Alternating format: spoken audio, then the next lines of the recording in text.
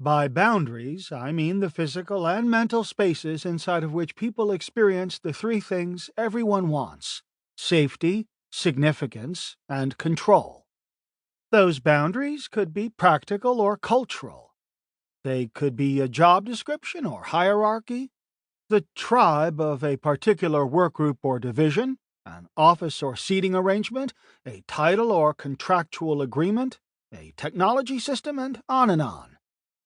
When you threaten boundaries, you face resistance, even revolt, unless and until you find a way to show people how their safety, significance, and control will be preserved in the new order. That is the true art of change politics. Being able to communicate that you understand and will respect to the greatest degree possible the boundaries of the people for whom you're responsible. Get good at that, and you'll find yourself more successful than not. Real success in politics, by the way, isn't just getting elected. It's using your platform to do something that makes a positive difference. For change agents, success isn't just getting the green light for your agenda, but actually bringing it to fruition and achieving the projected benefits for the organization. Without effective communication, politics will bring an initiative to a screeching halt. I was once leading a project to install a chemical plant purchasing and maintenance system. The first installation in Plant A had gone extremely well. We then went to Plant B, which was almost identical to Plant A in its layout, processes, and problems the system was going to address. I informed them through a detail-heavy presentation that we were going to duplicate everything we had done at Plant A. I was very pleased with myself and expected that having succeeded once, this go-round would be smooth sailing. About 6 weeks into the project, the plant's management called a meeting. The primary agenda item was my project. The plant's office manager had been assigned as the site leader for the project. She had the complete trust of the plant manager.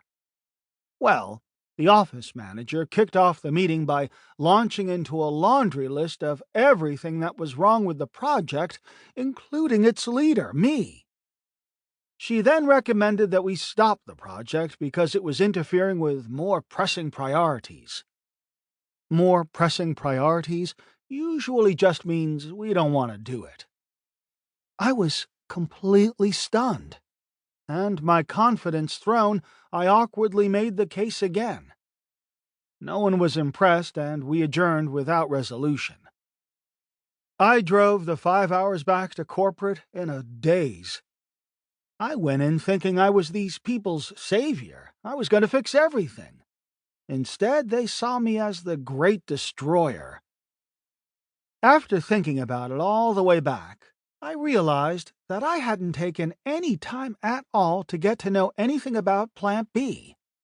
I assumed I knew it all from working with Plant A.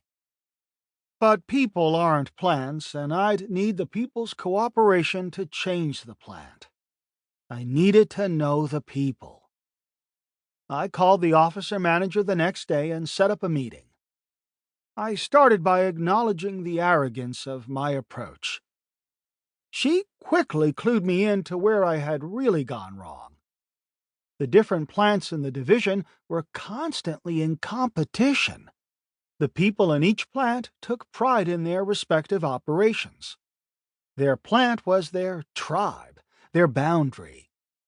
By coming in and telling them we were going to carbon copy the work of another plant, I had walked all over the very thing that made them feel safe and significant. The last thing they wanted was to be just like that other plant. I had also trampled their sense of control by riding in like I was General Patton, the conquering hero, and telling them what to do.